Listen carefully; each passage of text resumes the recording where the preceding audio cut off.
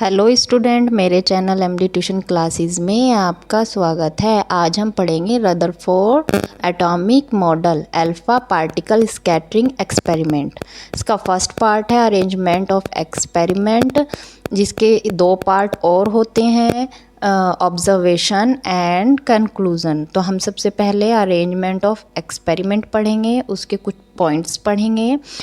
Points number 1, take a very thin gold foil of thickness 100 nanometer, यानी एक हम बहुत गोल्ड फॉइल लेंगे जिसकी थिकनेस अप्रोक्सीमेट 100 नैनोमीटर होगी।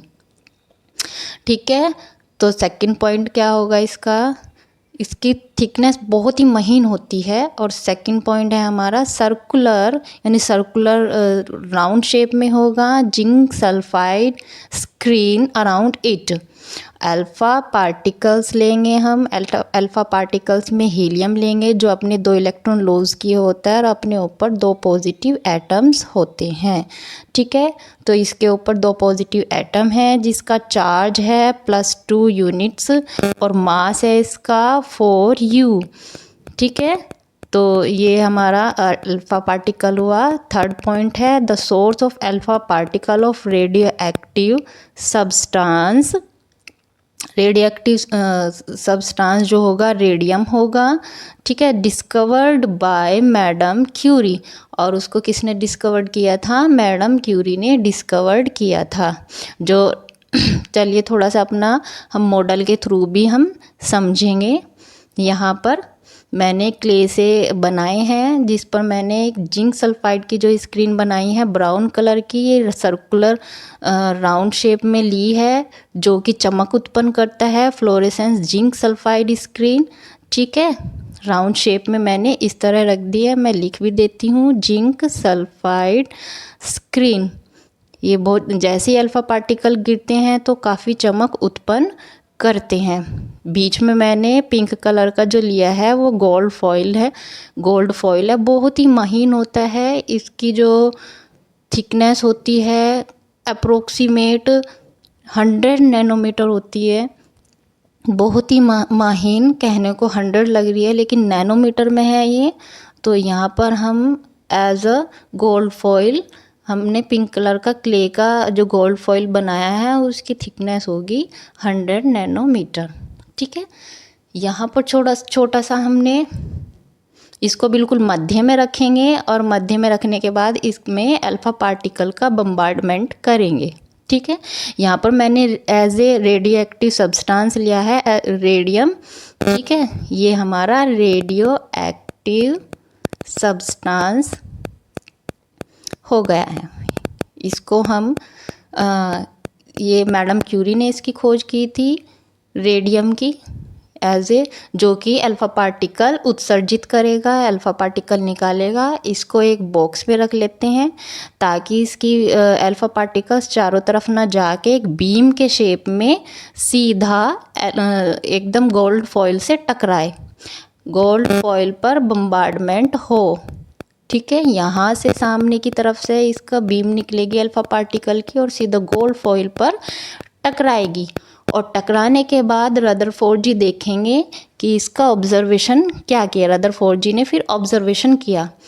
इसका फर्स्ट पॉइंट है, रदरफोर्ड जी ने ऑब्जर्व किया, Rutherford bombarded the gold foil with high energy positive charge helium ions. यानी रदरफोर्ड जी ने जो पार्टिकल्स लिए अल्फ़ा पार्टिकल्स, उसमें बम्बार्डमेंट की। Most of the alpha particles pass through the gold foil undeflected, यानी कुछ ज़्यादातर जो अल्फ़ा पार्टिकल है वो सीधी ही निकल जाती है, सीधी कोई प्रक्षेपण नहीं होता, सीधी ही दिशा में चली जाती है। अनडिफ्लेक्टेड का मतलब कोई प्रक्षेपण नहीं होता, कोई झुकाव नहीं होता, गोल्ड फॉइल को भेद कर सीधी ही दिशा में चली जाती है। Next point, the small fraction of alpha particle was deflected by small angle.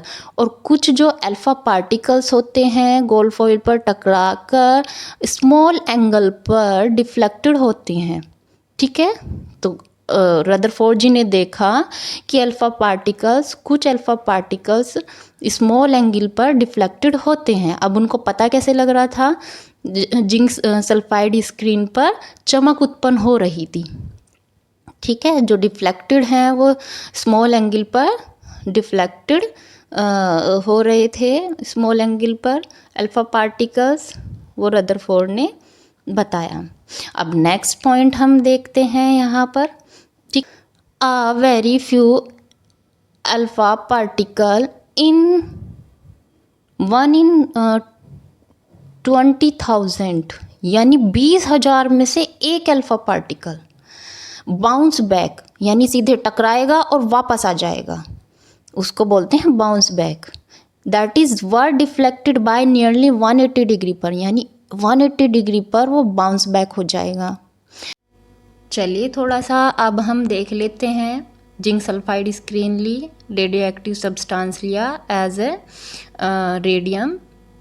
यहाँ से बीम अल्फ़ा पार्टिकल्स का बम्बार्डमेंट शुरू हुआ और इस तरह अल्फ़ा पार्टिकल्स की बीम गोल्ड फॉइल पर गिरी और गोल्ड फॉइल पर टकराते ही इस तरह टकराई और गोल्ड फॉइल पर टकराते ही कुछ पार्टिकल्स तो सीधी दिशा में निकल गए।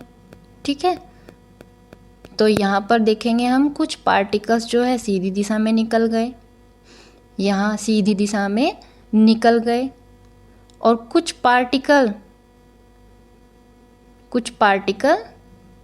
अल्फ़ा पार्टिकल डिफ्लेक्टेड हो गए, ये स्मॉल एंगल पर डिफ्लेक्टेड हो गए यहाँ से चारों दिशा में।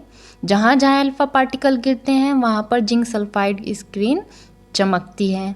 इसलिए रदरफोर्ड जी को पता भी लग गया कि कहाँ कहाँ चमक उत्पन्न हो रही है, यानी स्मॉल एंगल पर भी डिफ्लेक्टेड हुए, कुछ सीधे निकल गए। सीधे निकलने से हमें पता लगा कि एटम में कुछ जगह खाली भी है, स्पेस है कि अल्फ़ा पार्टिकल गिरे और सीधी दिशा में आके टकरा गए स्क्रीन से, सीधी यहाँ पर चमक उत्पन्न करी। कुछ डिफ्लेक्टेड हो गए, यानी साइड में थोड़े से एंगल पर साइड में चमक उत्पन्न करी इस साइड में, तो यहाँ पर भी वे डिफ्लेक्टेड हो गए। लेकिन कुछ अल्फ़ा पार्टिकल करीब 20,000 में से क्या ऑब्जर्व किया? 20,000 में से एक अल्फ़ा पार्टिकल जब गोल्ड फॉइल पर टकराता है यहाँ से और सीधा टकरा के वापस उसी दिशा में वापस मुड़ जाता है, यानी बाउंस बैक हो जाता है। तो रदरफोर्ड जी को समझ में आया कि कहीं ना कहीं एटम के मध्य में करीब बहुत हैवी चीज़ ऐसी है जहाँ पर अल्फ़ा पार्टिकल टकराकर सीधा 180 डिग्री पर डिफ्लेक्ट। अब थोड़ा सा डायग्राम के भी थ्रू समझ लेते हैं क्या रदरफोर्ड ने क्या ऑब्जर्व किया। ये गोल्ड फॉइल का एटम है जिस पर उन्होंने देखा कि जब बम्बार्डमेंट अल्फ़ा पार्टिकल की बम्बार्डमेंट शुरू करी तो कुछ का तो जो अल्फ़ा पार्टिकल थे कुछ तो सीधे निकल गए, अनडिफ्लेक्टेड हुए इस तरह। ठीक है, कुछ स्मॉल एंगल पर डिफ्लेक्टेड हो गए, यहाँ पर स्मॉल एंगल पर डिफ्लेक्टेड हो गए। कुछ एकदम सीधा बीच में टकराए और सीधा बाउंस बैक हो गए 180 डिग्री पर। इस तरह का कुछ उन्होंने एक्सपेरिमेंट में ऑब्जर्व किया। ठीक है, तो कंक्लूजन क्या निकाला? कंक्लूजन ये निकला, रदरफोर्ड ने ये बताया, यहाँ पर जो कंक्लूजन निकला है, रदरफोर्ड ने जो कंक्लूजन निकाला, atom consist of a heavy and positively charged part at its centre called nucleus. Diameter क्या होगी? 10⁻⁻14 मीटर। यानी रदरफोर्ड ने बोला कि जो एटम है उसके मध्य में, सेंटर में, बीच में बहुत ज्यादा हैवी और पॉजिटिवली चार्ज पार्ट है। हैवी मतलब इतना ज़्यादा डेंस, मान लो कोई मैदान है, वो 5 किलोमीटर का मैदान है और उसके बीच में हम एक क्रिकेट बॉल रख दें और वो इतना ज़्यादा हैवी हो, बहुत ज़्यादा, अप्रोक्सीमेट ऐसा होगा वो। तो इतना ज़्यादा फर्क है एटम और बीच के सेंटर में, यानी काफ़ी बड़ा एटम होगा और उसके सेंटर में बहुत ज़्यादा हैवी, बहुत ज़्यादा हैवी पॉजिटिवली चार्ज पार्ट है। अब पॉजिटिवली कैसे पता लगाया उसने? अब देखो अल्फा पार्टिकल्स हैं, वे भी पॉजिटिव हैं। अब पॉजिटिवली चार्ज कैसे पता लगा? जो अल्फा पार्टिकल्स होते हैं उन पे भी पॉजिटिव चार्ज होता है और इसके जो मध्य में हैवी पार्ट है उस पे भी पॉजिटिव चार्ज है। पॉजिटिव पॉजिटिव एक दूसरे से दूर भागते हैं क्योंकि मध्य 20,000 में से करीब करीब एक अल्फा पार्टिकल्स जो है वो एकदम बाउंस बैक आया, यानी टकराया और सीधा वापस आ गया। तो इट मीन्स दैट जो मध्य में है एटम के वो पॉजिटिव चार्ज है। तो एक ये कंक्लूजन निकाला। सेकंड कंक्लूजन क्या है? The entire mass of atom resides in its nucleus and is equal to the sum of masses of proton and neutron। जो इसका न्यूक्लियस है, मध्य में जो एटम का मास है यानी न्यूक्लियस का मास है, वो किसके इक्वल होगा? Neutron and proton, neutron and proton के सम के इक्वल होगा। यानी न्यूक्लियस का जो मास है वो प्रोटॉन और न्यूट्रॉन के मास को सम करके जो आता है वही न्यूक्लियस का मास होगा। Since the masses of electron is negligible, और यहाँ पर इलेक्ट्रॉन का मास जो होगा नेग्लिजिबल होगा क्योंकि इलेक्ट्रॉन तो बाहर अराउंड कर रहे हैं। तो यहाँ पर सिर्फ न्यूक्लियस की बात चल रही है और न्यूक्लियस में जो प्रोटॉन और न्यूट्रॉन होंगे उनके सम के इक्वल होगा। थर्ड पॉइंट क्या है कंक्लूजन का? Volume of the nucleus is very less. इतना लेस, जैसे मैंने बताया था कि 5 किलोमीटर की दूरी तक का जो ग्राउंड है और उसके बीच में जो बॉल रख दें, हम क्रिकेट बॉल रख दें, तो देखो कितना कम वॉल्यूम होगा ग्राउंड के अकॉर्डिंग। ऐसे ही यहाँ पर volume of the nucleus is very less compare to the total volume of atom, यानी उसका जो वॉल्यूम होगा बहुत ही लेस होगा। The atom consist of the lot of empty space around nucleus, और एटम जो रखेगा काफी एम्प्टी स्पेस भी रखेगा, अपने चारों तरफ एम्प्टी स्पेस भी रखेगा। Electron resolve around the nucleus in closed orbital like planet around sun. जैसे कि ये सन है बीच में, ठीक है, और उसके अराउंड प्लैनेट्स घूमते हैं। ऐसे ही रदरफोर्ड जी ने बोला था कि बीच में न्यूक्लियस होगा, यानी एटम होगा, न्यूक्लियस होगा और उसके अराउंड इलेक्ट्रॉन रिजॉल्विंग करेंगे यानी घूमेंगे लाइक अ प्लैनेट एंड सन। ठीक है, तो ये हमारा कंक्लूजन निकला था। तो यहाँ पर अब ड्रॉबैक देखते हैं। ड्रॉबैक में रदरफोर्ड ने क्या बोला था? यहाँ पर हम ड्रॉबैक देखते हैं रदरफोर्ड मॉडल का, यानी कमियां, यानी फॉल्ट। फॉल्ट क्या है रदरफोर्ड के? क्लासिकल थ्योरी ऑफ इलेक्ट्रोमैग्नेटिज्म, यानी एक साइंटिस्ट था मैक्सवेल, उन्होंने थ्योरी दी थी इलेक्ट्रोमैग्नेटिज्म की।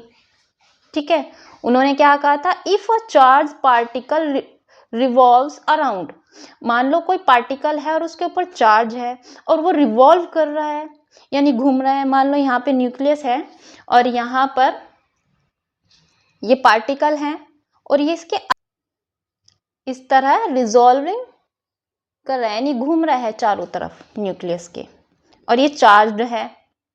देन क्या कहा उसने? अब हम देखते हैं।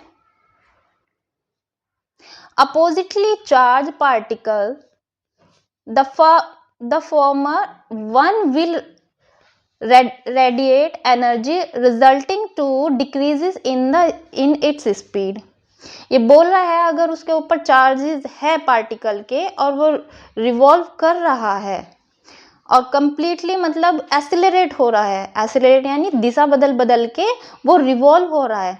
अब यहाँ पे ये इलेक्ट्रॉन है, अब थोड़ी देर घूमेगा, फिर यहाँ से ये दिशा बदलेगा, ऐसे सीधा तो गया नहीं है, यहाँ से दिशा बदली इसने, फिर यहाँ पे गया, सीधा गया नहीं, यहाँ से इसने दिशा बदली, और इस तरह ये त्वरित हो रहा है, ठीक है। और ये रिजॉल्विंग कर रहा है। ऐसे में क्या करेगा वो, रेडिएट होगा, रेडिएट एनर्जी, यानी वो एनर्जी बाहर निकालेगा, और रिजल्टिंग अगर एनर्जी बाहर निकालेगा तो क्या रिजल्ट होगा, उसकी स्पीड डिक्रीज होगी।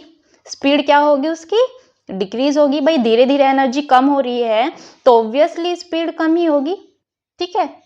तो इसका रिजल्ट क्या होगा, the circular orbit become spiral gradually due to such release of energy and electron finally fall on nucleus. यानी धीरे धीरे उसकी एनर्जी निकलती रहेगी और धीरे धीरे स्पीड कम होती रहेगी, और स्पाइरल फॉर्म में उसका ऑर्बिट हो जाएगा। यानी यहाँ पर हम देखेंगे ये इस तरह न्यूक्लियस के अराउंड घूम रहा था। अब इस पर चार्ज है, इस तरह इलेक्ट्रॉन घूम रहा है और इस पर चार्ज भी है, तो यानी धीरे धीरे ये एनर्जी एमिट करेगा। भाई त्वरित हो रहा है, दिशा भी बदल रहा है, और जब एनर्जी इसकी रिलीज होगी तो इसकी एनर्जी रिलीज होने की वजह से इसकी स्पीड भी कम होगी धीरे धीरे। तो ऑर्बिट ये ना रह के रेगुलरली, धीरे धीरे ऑर्बिट ये न्यूक्लियस के पास आने लगेगा, स्पीड लो होने लगेगी, और ऐसे ऐसे एनर्जी एमिट होते होते, स्पीड लो होते होते ये धीरे धीरे करके ऐसे न्यूक्लियस में गिर जाएगा। तो यहाँ पर इस मैक्सवेल जी ने कुछ ऐसा बताया था कि फाइनली फॉल ऑन न्यूक्लियस, अगर circular orbit become spiral gradually, energy release radiate होगी, कम होगी, ठीक है। Circular orbit become spiral gradually, spiral उसमें बदल जाएगा ऐसे जैसे अभी हमने डिस्कस किया था, और finally electron fall in nucleus. But ऐसा होता नहीं, but this does not happen. तो रदरफोर्ड का जो मॉडल है, मॉडल का जो फॉल्ट है, ये क्लियर नहीं करता, क्योंकि अभी तक ऐसा कुछ हुआ नहीं कि इलेक्ट्रॉन न्यूक्लियस में गिर जाए। वे कंप्लीटली इस तरह मोशन करते रहते हैं, लेकिन रदरफोर्ड के मॉडल ये एक्सप्लेन नहीं कर पाया, तो ये रदरफोर्ड का ड्रॉबैक था।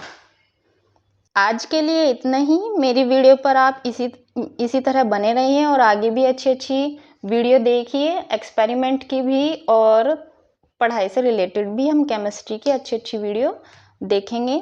मेरे चैनल को सब्सक्राइब कीजिए, मेरी वीडियो को लाइक कीजिए, कमेंट कीजिए। धन्यवाद।